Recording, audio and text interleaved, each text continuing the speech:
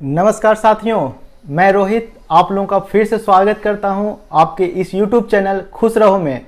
खुश रहो के इस मंच पर आप सभी का बहुत बहुत स्वागत है। आज हम बात करेंगे अपने पुराने वीडियोज से कुछ हटकर। अभी तक मैंने अपने पुराने वीडियोज में आपको योग और आयुर्वेद संबंधित विषयों पर जानकारी दी थी। एक कहावत है, हेल्थ इज़ वेल्थ। अगर हमारा स्वास्थ्य अच्छा है तो हम धन बचा सकते हैं और वो धन बचाना धन कमाने के बराबर होता है। मैंने आपको स्वास्थ्य संबंधित जानकारियां दी और अब आइए चलते हैं इस वीडियो में मैं आपको बताने वाला हूं वेल्थ संबंधित। वेल्थ यानी आपका इनकम, कैसे आप अपनी इनकम को बढ़ा सकते हैं। अगर आप कोरोना महामारी में अपनी जॉब को खो चुके हैं, अगर आपको लगता है कि आपको नौकर नहीं मालिक बनना है, अगर आपको लगता है कि आप अपना एक उद्योग लगाकर, एक इंडस्ट्री लगाकर इस समाज में रोजगार के अवसर पैदा कर सकते हैं, अगर आपको कुछ बड़ा करने की हिम्मत है, अगर आपको लगता है आप इस दुनिया में कुछ अलग करने के लिए आए हैं, तो मेरे साथ लास्ट तक बने रहें। मैं आपको भरोसा दिलाता हूं, इस वीडियो को अंत तक देखने के बाद आपके अंदर एक ऐसा हिम्मत आएगा, एक ऐसा साहस आएगा। सरकार के इस योजना के बारे में जो मैं बताऊंगा, आपको लगेगा अगर ये योजना का मैं लाभ ले लेता हूं, आप इस योजना का लाभ लेते हैं तो आप एक अच्छे उद्यमी बन सकते हैं, आप अपना सपना पूरा कर सकते हैं। तो मेरे साथ लास्ट तक बने रहे दोस्तों। और अगर आपने अभी तक इस चैनल को सब्सक्राइब नहीं किया है तो नीचे सब्सक्राइब के बेल को दबाइए और जल्दी से सब्सक्राइब कर लीजिए। तो आइए दोस्तों चलते हैं, शुरू करते हैं बिना अपना वक्त गंवाए हुए आज का ये महत्वपूर्ण विषय, जिसका नाम है prime minister employment generation program, जिसे हम शॉर्ट में PMEGP भी बोलते हैं। सबसे पहले दोस्तों मैं बताना चाहूँगा अपने बारे में। मैं रोहित कुमार, चार्टर्ड अकाउंटेंट, पिछले 7 वर्ष से इस प्रोफेशन के तहत अभी तक 1000 से ज़्यादा प्रोजेक्ट्स पे काम कर चुका हूँ और अभी तक जो भी मैंने अपना एक्सपीरियंस गेन किया है वो इस वीडियो के माध्यम से आपको बताऊँगा। मैं बताऊँगा कैसे आप इस उद्यम को लगा सकते हैं, इस योजना का लाभ ले सकते हैं। साथियों, प्रधानमंत्री स्वरोजगार योजना अर्थात PMEGP ने अभी तक करोड़ों लोगों के सपने को पूरा किया है और इसी तरह से लगातार हर वर्ष केंद्र सरकार इस योजना के तहत लाखों लोगों को रोजगार के अवसर दे रही है। उसे बैंकों के माध्यम से ऋण मुहैया करवाती है, साथ ही साथ सब्सिडी देती है, उनको प्रोत्साहित करती है कि वो अपने उद्योग को मन से करें और भारत के विकास में अपना सहयोग दें। Prime minister employment generation program अर्थात PMEGP की शुरुआत हुई केंद्र सरकार के द्वारा वर्ष 2008 में। इसी तरह की पहले से चल रही 2 योजनाओं को मिलाकर इस योजना की शुरुआत की गई। साथियों, ये एक credit linked subsidy based program है जिसकी शुरुआत हुई KVIC और MSME के द्वारा। केंद्र सरकार ने सहयोग लिया KVIC अर्थात khadi and village industries commission का। गवर्नमेंट ने KVIC के साथ मिलकर मिनिस्ट्री ऑफ MSME के कंट्रोल में इस योजना की शुरुआत की ताकि शहरी और ग्रामीण क्षेत्र में रोजगार के नए अवसर पैदा हो सके। साथियों, इस योजना के तहत आप मैन्युफैक्चरिंग सेक्टर में मैक्सिमम 25 लाख तक के प्रोजेक्ट और सर्विस सेक्टर में मैक्सिमम 10 लाख तक के प्रोजेक्ट्स को कर सकते हैं, इस योजना का लाभ उठा सकते हैं। साथियों, चलते हैं और आगे बढ़ते हैं और आप बात करते हैं कौन कौन इस योजना का लाभ ले सकते हैं। सबसे पहले मैं बताना चाहूँगा, वैसे व्यक्ति चाहे पुरुष हो महिला हो, उनकी उम्र 18 वर्ष से ऊपर होनी चाहिए। 18 वर्ष से ऊपर के कोई भी महिला और पुरुष इस योजना का लाभ ले सकते हैं। बात आती है क्वालिफिकेशन की। इस योजना के तहत अप्लाई करने के लिए आपकी योग्यता क्या होनी चाहिए, तो मैं बताना चाहूँगा, अगर आप मैन्युफैक्चरिंग सेक्टर में प्रोजेक्ट लगाना चाहते हैं 10 लाख से ज़्यादा का, या सर्विस सेक्टर में प्रोजेक्ट लगाना चाहते हैं 5 लाख से ज़्यादा का, तो आप कम से कम 8वीं पास हों। आप 8वीं पास हों तो आप इस योजना का लाभ ले सकते हैं। ध्यान रखें दोस्तों, जैसा कि मैंने बताया, मैन्युफैक्चरिंग सेक्टर में 10 लाख से ज़्यादा, सर्विस सेक्टर में 5 लाख से ज़्यादा हो, तभी आपको पढ़ा लिखा होने का ज़रूरत है, 8वीं पास होने का ज़रूरत है। इसका मतलब अगर आप अनपढ़ हैं, बहुत सारे ऐसे उद्यमी हैं जो प्रोजेक्ट लगाना तो चाहते हैं लेकिन उनके पास क्वालिफिकेशन की कमी है, तो आप चाहें तो 10 लाख से नीचे का मैन्युफैक्चरिंग सेक्टर में और 5 लाख से नीचे का सर्विस सेक्टर में प्रोजेक्ट लगा सकते हैं, अप्लाई कर सकते हैं। साथ ही साथ साथियों बताना चाहूँगा, ये योजना सिर्फ उन्हीं उद्यमियों के लिए है जो नए प्रोजेक्ट लगाना चाहते हैं, जो नए उद्योग स्थापित करना चाहते हैं। अगर आप पहले से कोई उद्योग लगाए हुए हैं तो इस योजना के अंतर्गत आप इसका लाभ नहीं ले सकते हैं। साथ ही साथ production cooperative societies, charitable trust और सेल्फ हेल्प ग्रुप्स इस योजना का लाभ ले सकते हैं। साथियों आगे बढ़ते हैं और अब मैं आपको बताता हूं वो कौन कौन से उद्योग हैं, वो कौन से सर्विस सेक्टर के प्रोजेक्ट्स हैं जिन्हें आप लगा सकते हैं इस योजना के तहत। तो आप लोगों के लिए मैंने एक चार्ट बनाया है, एक लिस्ट बनाया है 200 से ऊपर तरह के इंडस्ट्री जो इस योजना के तहत लाभ ले सकते हैं। उस चार्ट को मैंने डिस्क्रिप्शन में लगा दिया है, उसका लिंक मैंने डिस्क्रिप्शन में दे दिया है। आप चाहें तो डिस्क्रिप्शन में जाके उसे डाउनलोड कर सकते हैं और देख सकते हैं।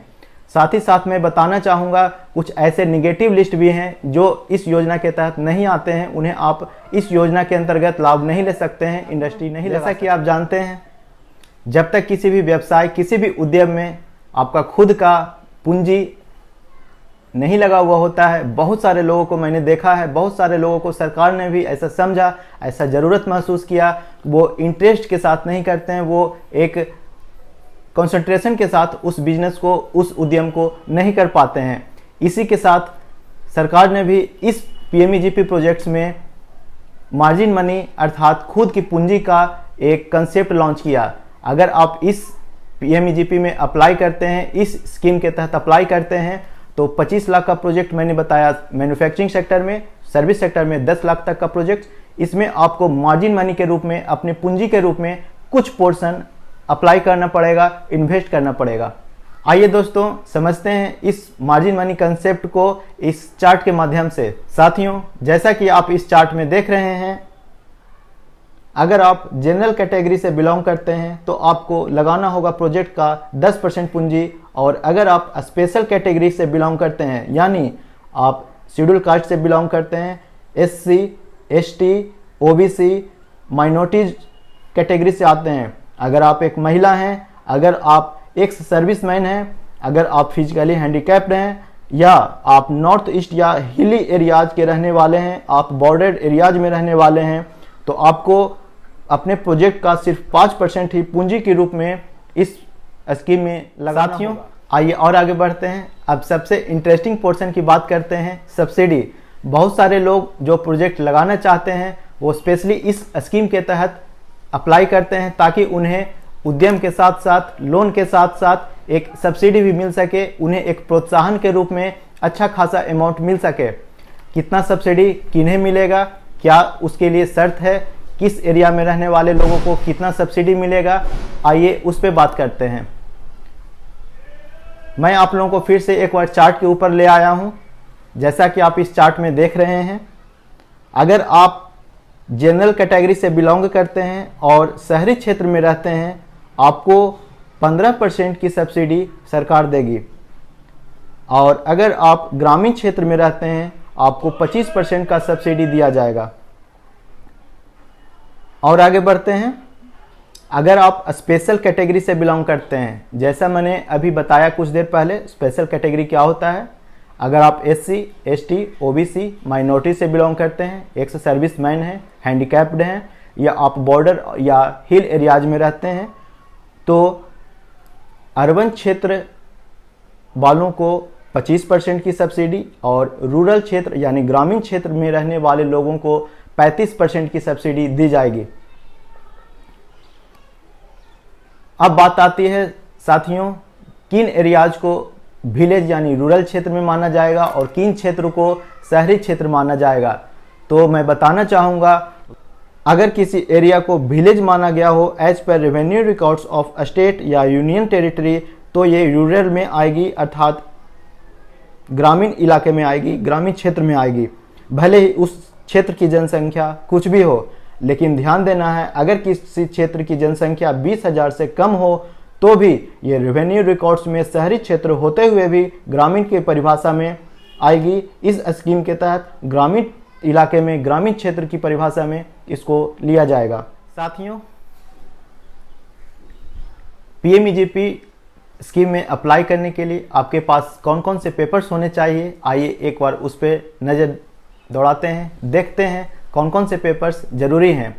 सबसे पहले पैन कार्ड, आधार कार्ड, फ़ोटो, क्वालिफ़िकेशन सर्टिफिकेट, अगर आप 8वीं पास हैं या उससे ऊपर पास हैं तो जो भी आपका मैक्सिमम क्वालिफ़िकेशन है उसका एक सर्टिफिकेट चाहिए होगा। अगर आप स्पेशल कैटेगरी से बिलोंग करते हैं आपको चाहिए होगा एक कास्ट सर्टिफिकेट। साथ ही साथ अगर आप रूरल क्षेत्र में रहते हैं, रूरल क्षेत्र के लिए आप अप्लाई करते हैं तो आपको उस संबंधित क्षेत्र के, उस संबंधित रूरल एरिया के मुखिया, सरपंच इत्यादि से आपको एक सर्टिफिकेट बनवाना होगा कि उस क्षेत्र की आबादी कितनी है। एक पॉपुलेशन सर्टिफिकेट वो आपको इशू करेगा। इसका एक फॉर्मेट भी है, वो मैं आपको डिस्क्रिप्शन में लिंक दे देता हूं, आप चाहें तो वहां से डाउनलोड करके इसे देख सकते हैं, साथ ही साथ इसका यूज कर सकते हैं। जिस भी ज़िले में आप रहते हैं अप्लाई करने के लिए सबसे पहले आप क्या करें, उस संबंधित ज़िले के जो भी DIC ऑफिस या KVIC ऑफिस है वहाँ पे जाएं और इस प्रोजेक्ट से संबंधित PMEGP ऑफिसर से आपको मिलना होगा। वो ऑफिसर आपको इस स्कीम से संबंधित जानकारियों को साझा करेगा आपके साथ। वो बताएगा इस स्कीम के तहत कैसे कैसे आपको अप्लाई करना है, क्या डॉक्यूमेंट्स लगेगा। इसमें एक प्रोविज़न होता है इंटरव्यू का। इंटरव्यू में आपको उस प्रोजेक्ट से संबंधित जितने भी जानकारियां हैं पूछी जाएगी, आपका इंटरेस्ट देखा जाएगा, आप उस प्रोजेक्ट को कर सकते हैं कि नहीं कर सकते हैं ऐसा देखा जाएगा। आने वाले समय में इंटरव्यू कब है इसकी जानकारी लें। और इसके बाद आती है बात बैंक की। आपको जाना होगा आपके निकटतम बैंक में। बैंक में खासकर साथियों आपको ध्यान देना होगा बैंक किस हिसाब से, किस तरह से आपको लोन देती है इस स्कीम के तहत।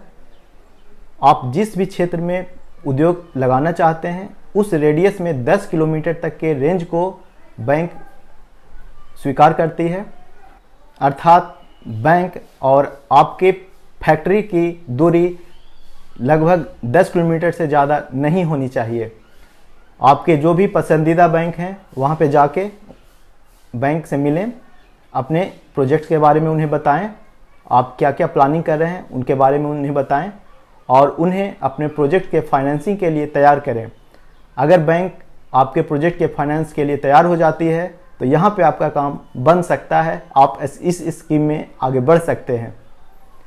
इस स्कीम के तहत अप्लाई करने के लिए आपको ऑनलाइन KVIC की वेबसाइट पे जाना होगा। इस स्कीम में दोस्तों आप ऑनलाइन अप्लाई कर सकते हैं। जैसा मैंने आपको पेपर्स बताए थे उन पेपर्स की ज़रूरत होगी। अगर आप लोग मेरा ये वीडियो पसंद करते हैं तो मैं आपको आने वाले वीडियोज़ में बताऊंगा कैसे उस स्कीम में आप खुद से अप्लाई कर सकते हैं। साथियों जैसा कि मैंने बताया इस स्कीम के तहत ऑनलाइन अप्लाई करना है, कौन कौन से पेपर्स ज़रूरी होते हैं वो मैंने आपको बताया। उन्हीं के साथ साथ एक प्रोजेक्ट प्रोफाइल्स की ज़रूरत होगी। वो प्रोजेक्ट आपके जो भी उद्योग हैं उनके बारे में बताएगा, आपके बारे में बताएगा कितने लाख का ये प्रोजेक्ट है, कैसे कैसे कितने कितने लोगों को आप रोज़गार देंगे, कितना आपका सेल्स हो सकता है, कैसे आप बैंक के लोन को रिपेमेंट करेंगे और वो सारी बातें जो प्रोजेक्ट प्रोफाइल में होनी चाहिए। प्रोजेक्ट प्रोफाइल बनाने के लिए आप चाहें तो DIC या KVIC ऑफिस में जो भी आपके PMEGP ऑफिसर हैं उनकी मदद ले सकते हैं या उनकी मदद से आप किसी ऐसे व्यक्ति से मिलें जो आपका ये प्रोजेक्ट प्रोफाइल तैयार कर दें। ऑनलाइन एप्लीकेशन सबमिट होने के बाद बारी आती है इंटरव्यू की। ये इंटरव्यू उस डिस्ट्रिक्ट के DM या डिप्टी कमिश्नर या कलेक्टर के प्री अप्रूवल के बाद शुरू होती है। इस इंटरव्यू में KVIC, DIC, district task force और बैंक के लोगों इस इंटरव्यू में मौजूद होते हैं। इस इंटरव्यू में आपके स्किल्स, नॉलेज, उस प्रोजेक्ट से संबंधित और भी बातों को परखा जाता है। अगर आप इस इंटरव्यू में पास हो जाते हैं तो आपका एप्लीकेशन संबंधित बैंक को भेज दिया जाता है। एक बात और मैं बताना चाहूँगा साथियों, इस ऑनलाइन एप्लीकेशन में आप चाहें तो किन्हीं भी 2 बैंकों का नाम दे सकते हैं। प्रेफरेंस के आधार पर सबसे पहला बैंक आपके लिए भेजा जाएगा। वो बैंक अगर आपके एप्लीकेशन को फॉरवर्ड कर देती है, आपके एप्लीकेशन को अप्रूव कर देती है, आपको लोन सैंक्शन कर देती है तो बहुत अच्छी बात है। अगर किसी कारणवश वो बैंक आपको लोन देने में असमर्थ होती है, उस स्कीम के तहत लोन देने में असमर्थ होती है, तो आप संबंधित डीआईसी या केवीआईसी ऑफिस जाकर एक एप्लीकेशन के माध्यम से अपने ऑनलाइन एप्लीकेशन को फिर से अपने दूसरे प्रेफरेंस के बैंक को फिर से भेज सकते हैं और आप इस योजना का लाभ ले सकते हैं। आपके एप्लीकेशन को अप्रूव होने के बाद, सैंक्शन होने के बाद बैंक आपको 2 सप्ताह के एक ईडीपी अर्थात इंटरप्रेन्योर डेवलपमेंट प्रोग्राम के लिए लेटर इशू करेगी। संबंधित केवीआईसी, डीआईसी या केवीआईबी ऑफिस इस ईडीपी ट्रेनिंग को अरेंज करती है अपने खर्च पर। आपको इसके लिए कुछ अलग से खर्च नहीं देना होता है और इस ईडीपी ट्रेनिंग में आपको उस प्रोजेक्ट से संबंधित जो भी स्किल्स होते हैं, जो भी कम्युनिकेशन स्किल्स होते हैं, काफ़ी सारे ऐसे स्किल्स जो आप में नहीं होते हैं उसको सिखाया जाता है ताकि आप उस उद्योग को अच्छे तरीके से लगा सकें। ये 2 सप्ताह का ट्रेनिंग जब समाप्त होता है तो आपको एक सर्टिफिकेट दिया जाता है। वो सर्टिफिकेट आपको ले जाके देना होगा उस बैंक को कि ये देखिए मैंने ईडीपी ट्रेनिंग कंप्लीट कर लिया है। बैंक उस ईडीपी ट्रेनिंग कंप्लीट होने के सर्टिफिकेट को देखते हुए आपको डिसबर्समेंट का निर्णय लेती है और आपने जो भी प्रोजेक्ट लगाने का निर्णय लिया है, जो भी आपने प्रोजेक्ट प्रोफाइल बैंक को सबमिट किया है, वो आपको डिसबर्स करती है। आइए आगे बढ़ते हैं और देखते हैं कि वो जो डिसबर्सल है, वो जो आपका प्रोजेक्ट प्रोफाइल है, किस किस मद में आप उस पैसे को खर्च कर सकते हैं। तो यहाँ पे मैं आपको फिर से एक बार चार्ट के ऊपर ले आया हूँ। आप ज़मीन खरीदने के लिए इस पैसे का उपयोग नहीं कर सकते हैं। आपके जो भी प्रोजेक्ट्स हैं वो आप या तो खुद के ज़मीन पे कर सकते हैं या उन्हें आप लीज पे ले सकते हैं। ये ज़मीन आपका अपना हो चलेगा, लीज पे हो तो भी चलेगा। ध्यान देना है, आपको जो पैसा दिया जा रहा है ऋण के माध्यम से इस स्कीम के तहत, उस पैसे का उपयोग आप ज़मीन के लिए नहीं कर सकते हैं। साथ ही साथ आप अपने उद्योग के प्लांट एंड मशीनरीज परचेज कर सकते हैं, फर्नीचर एंड फिक्चर्स परचेज कर सकते हैं। इस प्रोजेक्ट को फाइनेंस होने में, इस प्रोजेक्ट को लगाने में आपके जो भी प्री ऑपरेटिव खर्चे हुए हैं उसे आप इस प्रोजेक्ट के तहत ले सकते हैं। साथ ही साथ वर्किंग कैपिटल रिक्वायरमेंट्स जो भी हैं आपके इस प्रोजेक्ट से संबंधित, चाहे वो रॉ मटेरियल का हो, फिनिश्ड गुड्स का हो, डेटर्स का हो, जो भी वर्किंग कैपिटल रिक्वायरमेंट्स हैं उसे आप उसे चाहें तो इस प्रोजेक्ट प्रोफाइल्स के तहत ले सकते हैं। एक और बात मैं बताना चाहूँगा साथियों, जो भी कैपिटल एक्सपेंडिचर हैं, अर्थात अगर आप कंस्ट्रक्शन करते हैं, प्लांट एंड मशीनरी खरीदते हैं, फर्नीचर एंड फिक्चर्स खरीदते हैं, जो भी आपके प्री ऑपरेटिव एक्सपेंसेस होते हैं उन्हें हम लोग कैपिटल एक्सपेंडिचर के श्रेणी में लाते हैं। वर्किंग कैपिटल अलग हो गया, कैपिटल एक्सपेंडिचर अलग हो गया। कैपिटल एक्सपेंडिचर के लिए आपको जो ऋण मुहैया कराया जाता है उसे हम लोग टर्म लोन की कैटेगरी में रखते हैं। ये पैसा आपको डायरेक्ट अकाउंट में ट्रांसफ़र ना करके उस व्यवसायी को दिया जाता है जहां से आप वो मशीन खरीदेंगे, जहां से आप वो फर्नीचर खरीदेंगे, जहां से आप वो कंस्ट्रक्शन का मटेरियल खरीदेंगे। वर्किंग कैपिटल एक्सपेंडिचर के लिए आपको कैश क्रेडिट अकाउंट की व्यवस्था की जाएगी। जितने का लिमिट है वो आपको प्रोवाइड किया जाएगा। आप डे टू डे एक्सपेंसेस को उस कैश क्रेडिट अकाउंट से चाहें तो खर्च कर सकते हैं। जब भी आपका सेल हुआ वो पैसा अकाउंट में आएगा। जब भी आपको पैसे की ज़रूरत होती है, जब भी आपको माल लेना हो, आप उस पैसे का उपयोग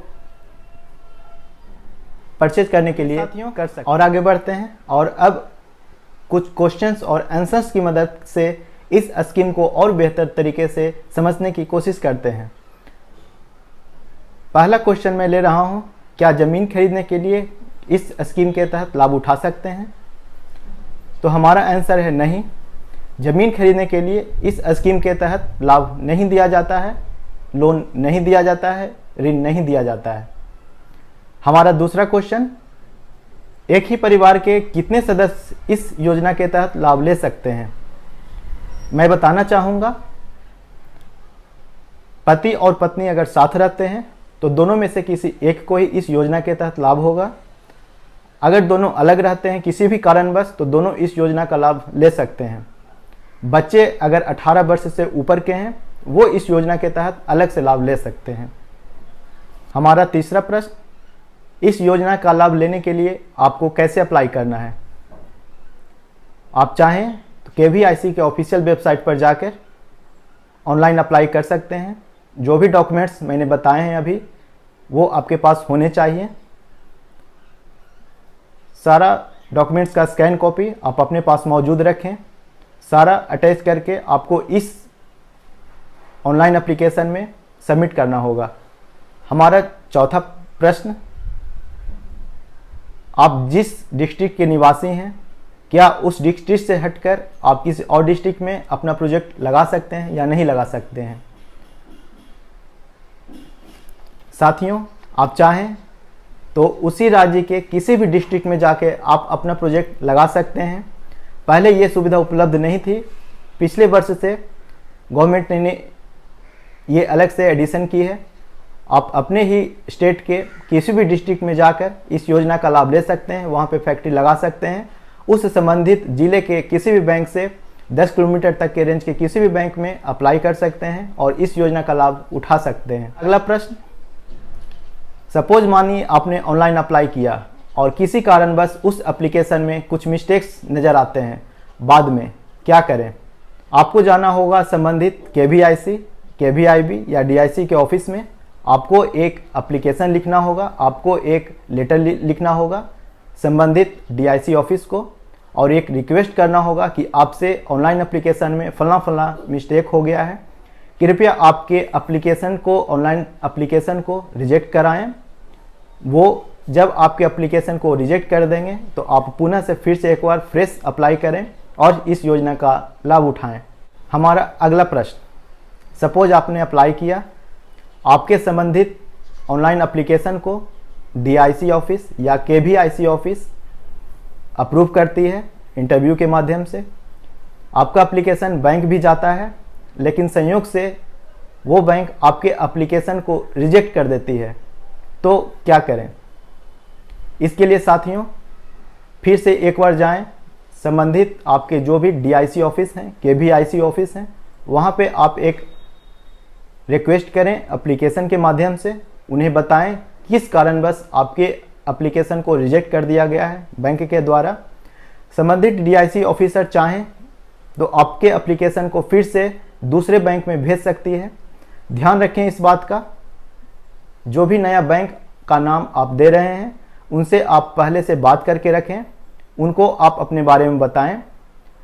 अगर आपका यहाँ पे बात बनता है तभी उद्योग विभाग जाकर आप अपने एप्लीकेशन में बैंक का नाम चेंज करवाएं।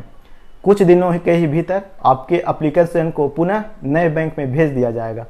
अगला प्रश्न, सब्सिडी का पैसा हम कैसे निकाल सकते हैं, क्या करना होगा इसके लिए? मैं बताना चाहूँगा, सब्सिडी निकालने के लिए आपको अलग से कोई मेहनत करने की ज़रूरत नहीं होती है। आपके एप्लीकेशन को बैंक जब अप्रूव करती है तो उसी के साथ एक एप्लीकेशन संबंधित KVIC ऑफिस को भेज दिया जाता है बैंक के द्वारा और संबंधित KVIC उस सब्सिडी के पैसे को आपके बैंक अकाउंट में ट्रांसफ़र कर देती है। बैंक यहाँ पे क्या करती है वो मैं आपको बताता हूँ। अगले 3 साल के लिए उस सब्सिडी के पैसे को ब्लॉक कर दिया जाता है, एक FD के रूप में आपके नाम पे एक FD कर दिया जाता है। उस पैसे को अगले 3 साल के लिए लॉक हो जाता है। जब ये 3 साल कंप्लीट होता है तो ये सब्सिडी का पैसा, FD का पैसा आपके लोन अकाउंट में ट्रांसफ़र कर दिया जाता है। जो भी आपका आउटस्टैंडिंग अमाउंट होता है, लोन में बचा हुआ होता है, उससे ये घट जाता है। साथ ही साथ मैं आपको ये बात और बताना चाहता हूँ, जितने का आपका सब्सिडी अमाउंट होता है उस अमाउंट पे ना ही तो आपको बैंक ब्याज देती है उस FD पे, और ना ही उसके कॉरस्पॉन्डिंग जो भी लोन अमाउंट होती है उस पर आपको इंटरेस्ट देना होता है। काफ़ी अच्छी बात है साथियों, इस स्कीम का लाभ ज़रूर उठाएं। हम लोगों के पास काफ़ी सारे ऐसे क्वेश्चंस आते हैं कि क्या व्यवसाय करने के लिए इस योजना के तहत अप्लाई कर सकते हैं या नहीं कर सकते हैं। मैं बताना चाहूँगा, ये PMEGP स्कीम सिर्फ उद्योग और सर्विस सेक्टर के लिए ही लॉन्च किया गया है। अगर आप व्यापारी हैं तो आप अपने व्यवसाय के लिए इस योजना का लाभ नहीं ले सकते हैं। कुछ प्रश्न ऐसे भी आते हैं कि क्या पहले से अगर उद्योग लगाए हुए हैं तो क्या इस योजना के तहत अप्लाई करके फिर से लोन ले सकते हैं या नहीं ले सकते हैं। मैं बताना चाहूँगा, ये स्कीम सिर्फ नए उद्योग स्थापित करने के लिए होते हैं। अगर आप पहले से कोई भी उद्योग लगाए हुए हैं, इस स्कीम के तहत आप लाभ नहीं ले सकते हैं।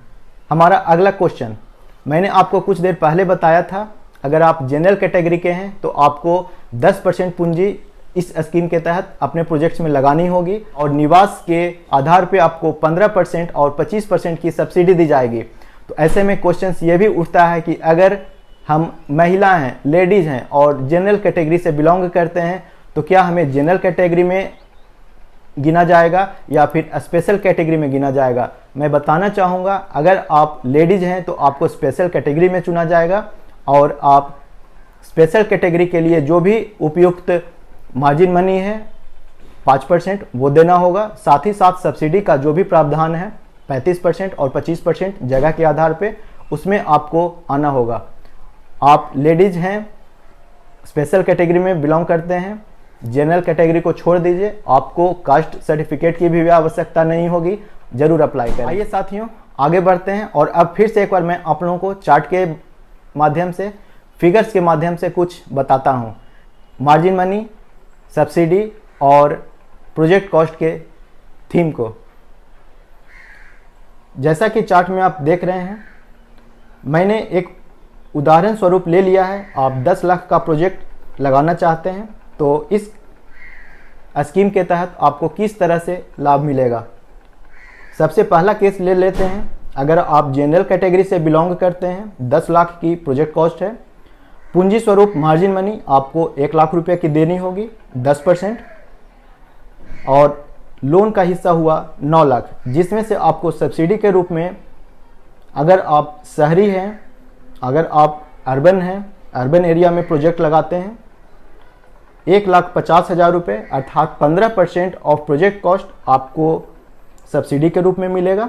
अगर आप रूरल एरिया से बिलोंग करते हैं, ग्रामीण क्षेत्र से बिलोंग करते हैं, 2.5 लाख अर्थात 25% की सब्सिडी आपको दी जाएगी। और आगे बढ़ते हैं, बात करते हैं स्पेशल कैटेगरी की।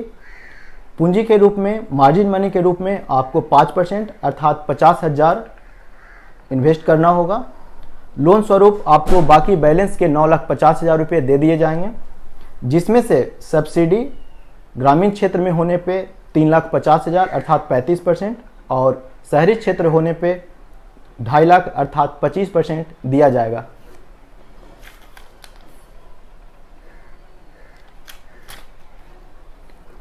साथियों, अभी मैंने कुछ देर पहले इंडस्ट्री के लिस्ट की बात की थी, कौन कौन से ऐसे उद्योग हैं जिसके लिए आपको इस PMEGP स्कीम के तहत लोन मुहैया कराया जाता है, सब्सिडी दिया जाता है। साथ में ही मैं आपको ये भी बताना चाहता हूँ, इसमें से कुछ निगेटिव लिस्ट भी हैं।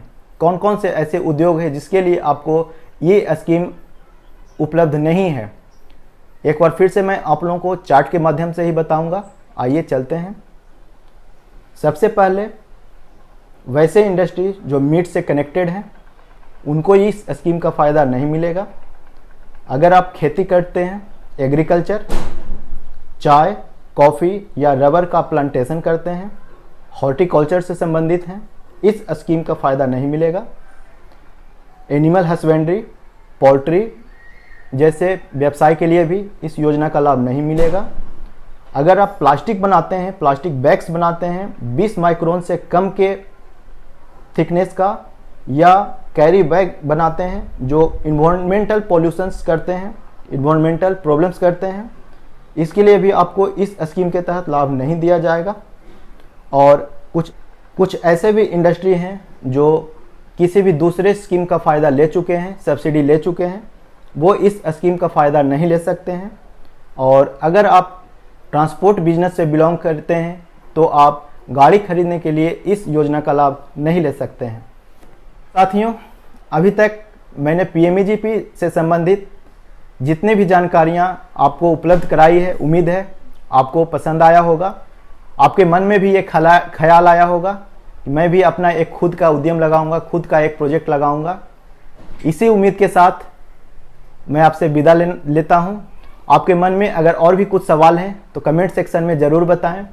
मैं आने वाले समय में उन कमेंट्स का रिप्लाई करूंगा और जो भी आपके प्रॉब्लम्स हैं, जो भी आपके समस्या हैं, उनका निदान करूंगा।